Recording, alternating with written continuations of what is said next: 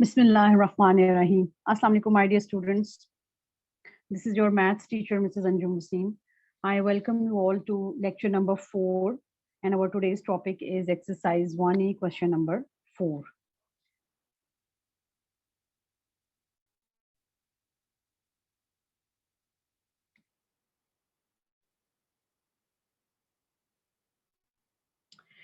Let's have a brief recap of what we have done in our previous lectures.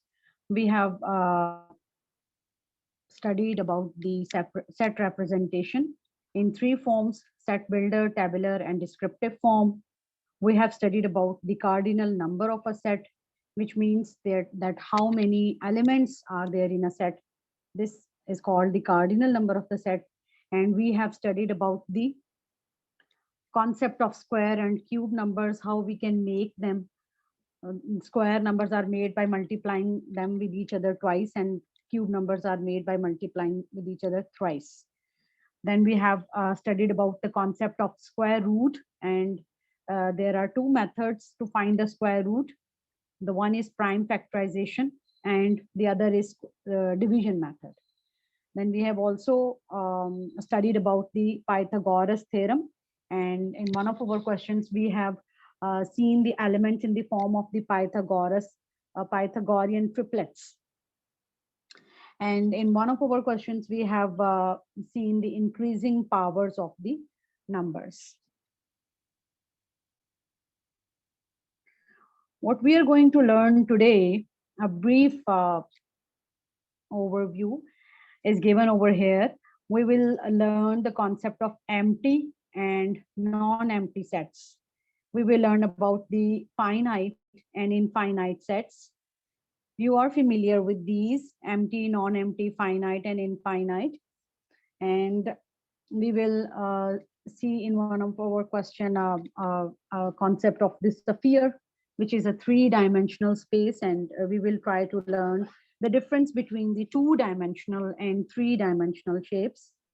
Then in one of our today's questions, we will come across the prime factors. So we will learn about the prime numbers which are used in the prime factors. So prime numbers are only used in prime factors, and no other number is used in prime factorization, like composite or other numbers.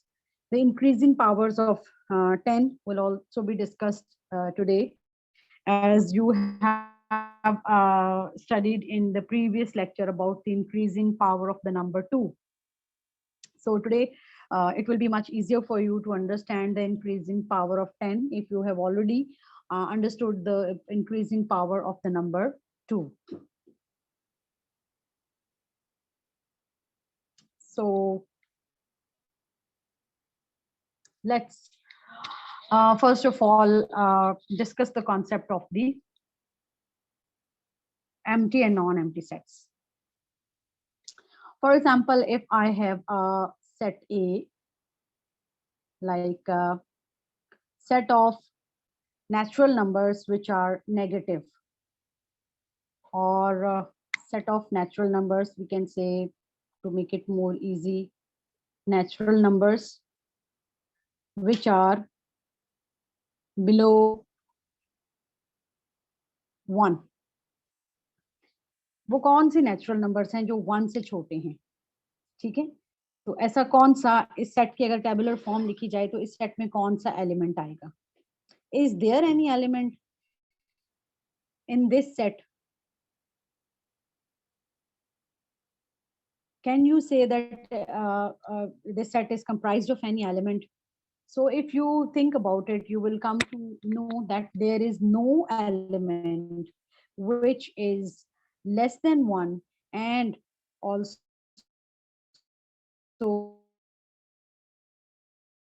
it is, say that it is an empty set. This is the concept of emptiness of a set. A set which has no element is called an empty set. There is no element in that set. There is another way of writing this set. We can also write it like phi. This is a symbol, and this is a symbol of empty set. right? Now, a common mistake that students commit is that they write the empty sets like this. So this is a wrong way of writing an empty sets. We should not write it this way. We should write it like either this way or this way, right? So this was something about the empty set. And a non-empty set, you are familiar with the non-empty set. There are a number of non-empty sets. For example, let me explain you.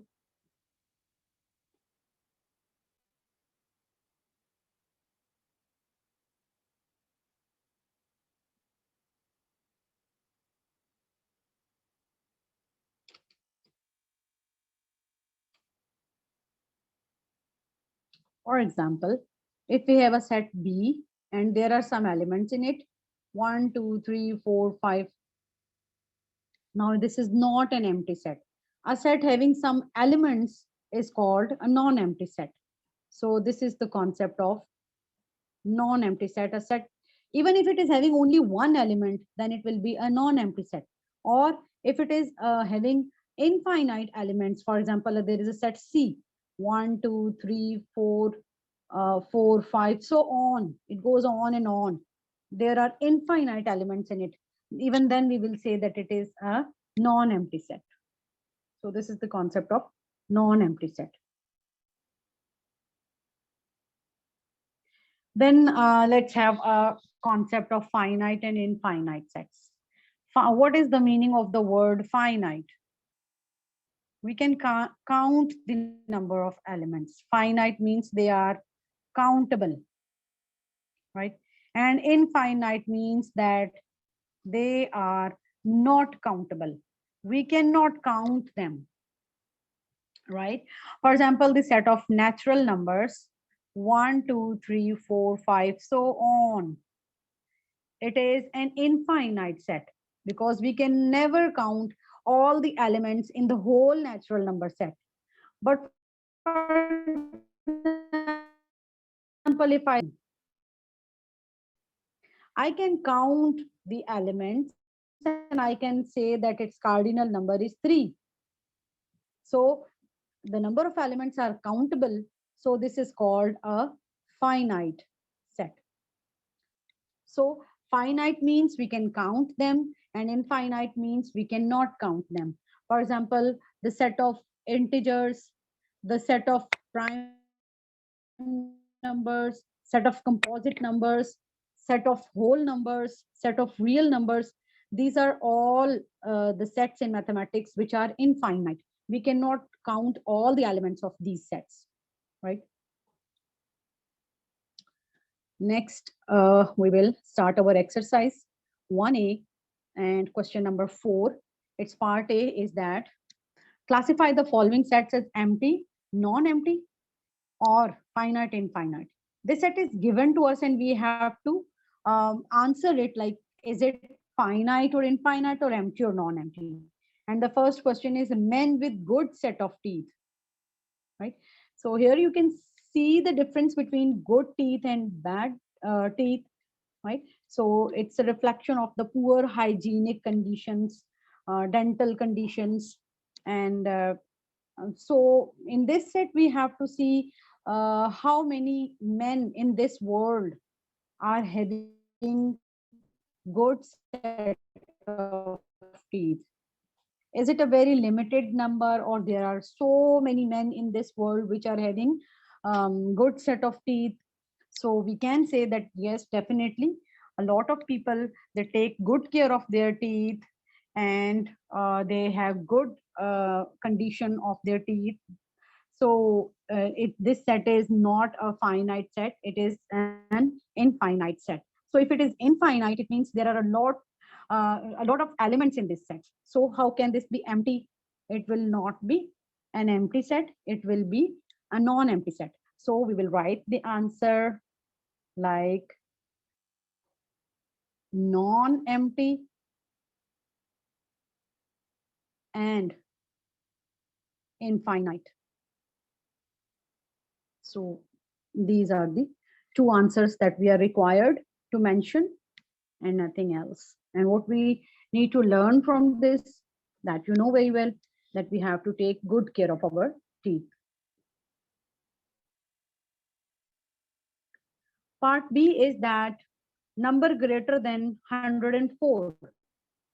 We have to uh, think about all those numbers which are greater than 104, and we have to think that either the set which is made up of all those numbers which are greater than 104, that set will be an empty or non-empty set, or it will be a finite or infinite set. So if, for example, if I start writing all those numbers which are greater than 104, there are 105, 106, 107, 108, so on, it's a big set. So it means I cannot count, right? I cannot count all the elements. So if I cannot count, it means it is an infinite set. And if it is infinite, how can this be empty? So first thing is that it is a non-empty set. And second is that it is an infinite set, right?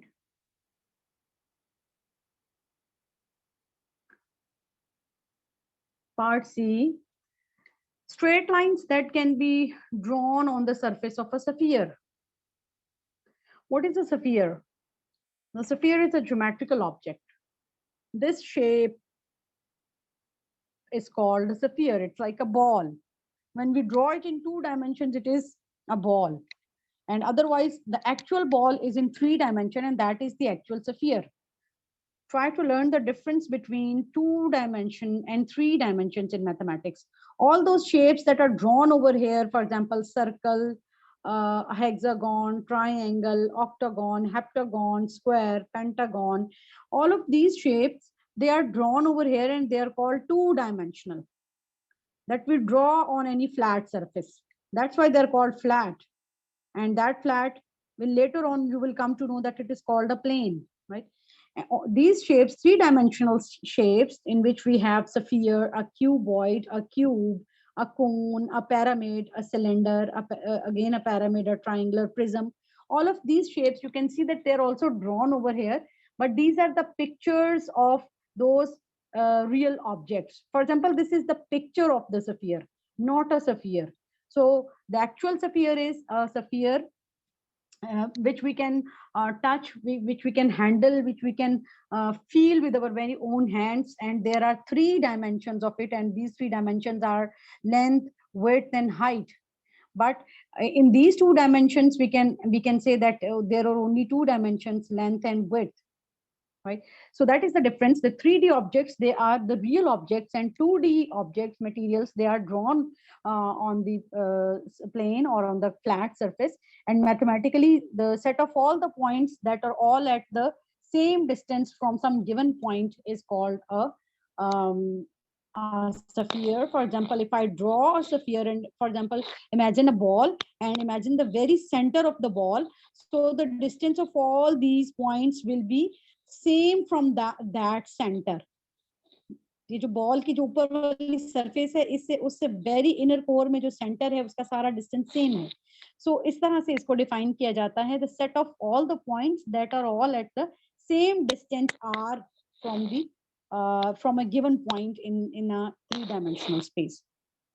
So ये थोड़ा सा introduction मैंने आपको sphere का देने की कोशिश की है. क्वेश्चन हमारा क्या है कि straight lines that can be drawn on the surface of the sphere. You know, our earth is also a sphere. Now imagine that how many straight lines we can draw on our earth, or for example, how many straight lines can be drawn on a simple ball or earth. Both are examples of sphere.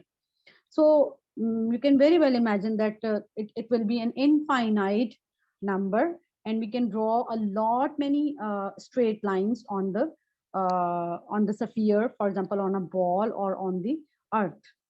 So the answer will be, it's a non-empty set and infinite. You will write the answer. like this.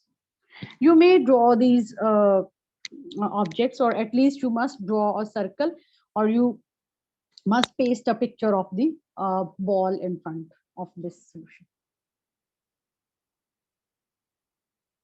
Let me show you an interesting video about the application of this concept of straight lines drawn on the sphere.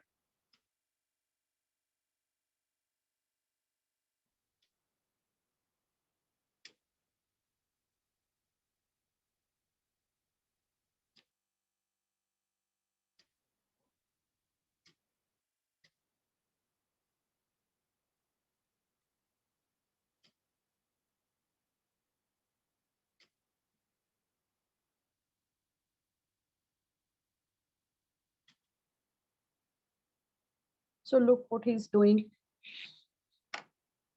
He's drawn a line on the golf ball, and now he's trying to hit it, and he's learning how to hit it properly so that it can target the hole.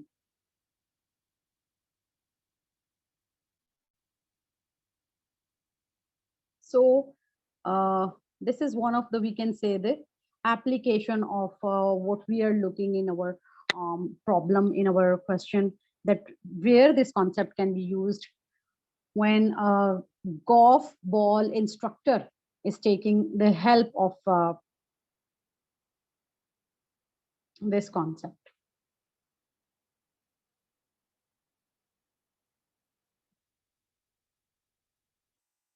Let me stop it. And okay, let's come back to part C and now D. Another important concept.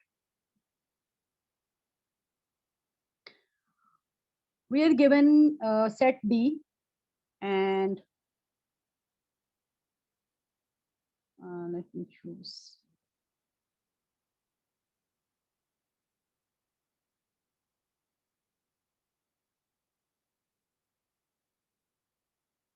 We are given a set in which the element is the prime factors of 357, right? So what are the prime factors? So any numbers, any prime numbers that can be multiplied together to give us the original number, they are called the prime factors. So for the understanding of the prime factors, we will first learn about the prime numbers.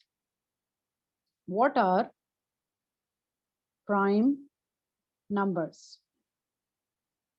Very simply speaking, prime numbers are all those numbers which have only two divisors. Two divisors, right? One and the number itself. These are the two divisors. For example, if I have a number 5 and I ask you what are the two divisors of this number, यानी किस किस से ये divide होता है, तो आप मुझे बताएंगे कि 1 से डिवाइड हो जाता है और 5 से डिवाइड हो जाता है. But if I ask you about the 6 कि ये नंबर किस किस से डिवाइड होता है, तो यू कैन टेल मी कि ये 1 से भी डिवाइड होता है, 2 से भी डिवाइड होता है, 3 से भी होता है और 6 से भी होता है. So 5 is a number which is having only two divisors, but 6 is a number which is having 4 divisors, right? So 5 is a prime number and 6 is not a prime number. 6 is a composite number. The numbers which are having more than two divisors are called composite numbers, and the number which are having only two divisors are called prime numbers. So look at this chart, for example, and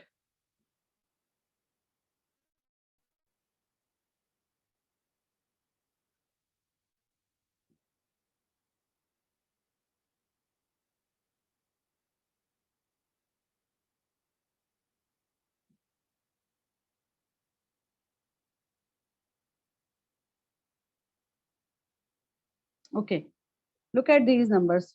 Now, one important thing about the prime numbers is that the prime numbers are all those numbers which are greater than 1, right? 1 is not included in the set of prime numbers. Prime numbers are defined like the numbers greater than one which are having only two divisors. So one is excluded from this list.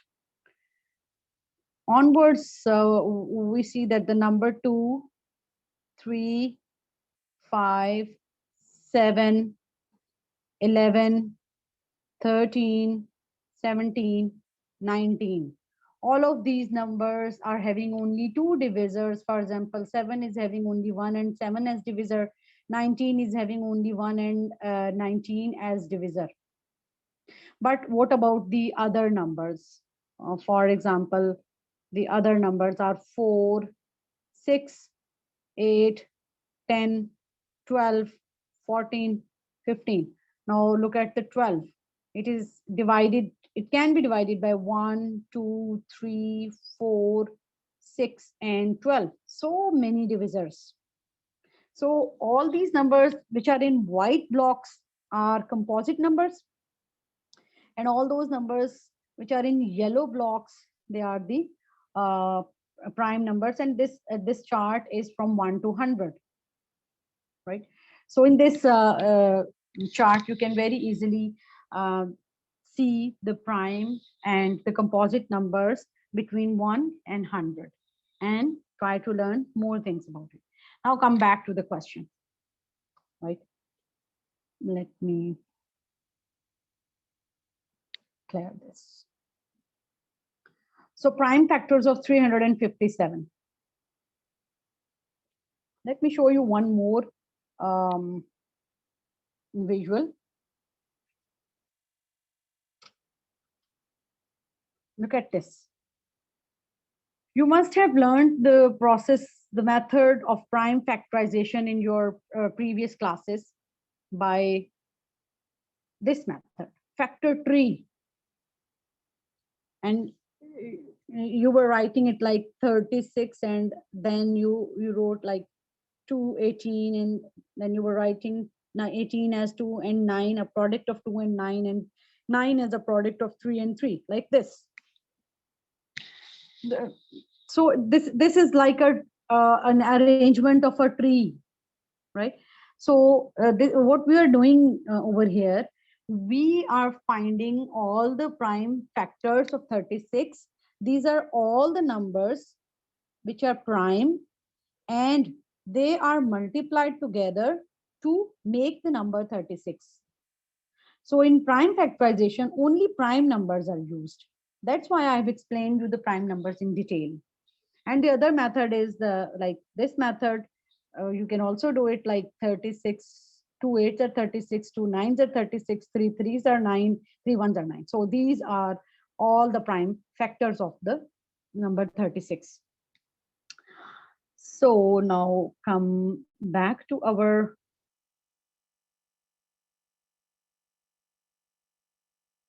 question.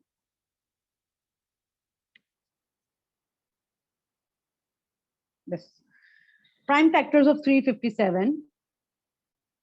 For example, if we find out the prime factors, and it will not be divisible by 2 because the unit digit is 7 and 7 is not divisible by 2.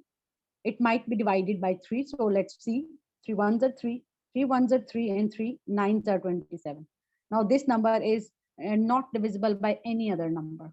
So that's it.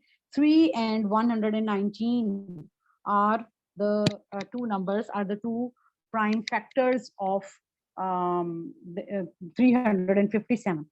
So if I write the set D, I will be writing it is like 3 and 119. There are two elements in this set. So from this, I can very easily write that set D is a non-empty set. Also, it is a finite set because I can count the number of elements in this set D. How many elements are in this set? There are only two elements, and these two elements are 3 and 119, right? This set is actually the same that I have written over here in the tabular form. So this set and this set, they're the same sets. So I have to see that how many elements are there. So there are two elements, so it's a finite set. And because there are elements in it, it's not an empty set, so it's a non-empty set. And now the part E, power of 10 less than a million. See chart over here. Powers of 10 are written over here. 10 raised to power 0 is 1. 10 raised to power 1 is 10. 10 raised to power 2 is 100. 10 raised to power 3 is 1000. 10 raised to power 4 is 10,000. 10 raised to power 5 is 1 lakh. And 10 raised to power 6 is 10 lakh. This is what we are talking about, right? 1 million is actually 10 lakh. And 10 lakh here is equal to 10 raised to power 6. 10 lakh.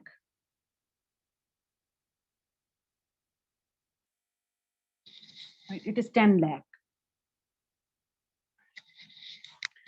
They're asking about the how many powers of 10 are there which are less than 10, less than a million, or less than 10 raised to power 6. So 10 can have a power of 0, 10 can have a power of 1, 10 can have a power of 2, a power of 3, a power of 4, and a power of 5 before coming to a million. So how many powers 10 can carry before 10 lakh or 1 million? 1, 2, 3, 4, 5, 6. There are 6 elements in this set. There are 6 powers of 10 which are less than 10 raised to power 6. So this set is having 6 elements. So if I will write the answer, I will write it like it's a non-empty set because it is having 6 elements in it, and also it is a finite set. We can count the number of elements. There are 6 elements in it. Now your homework, you have to solve all these 5 parts on your neat copy and send me the pictures in WhatsApp discussion group.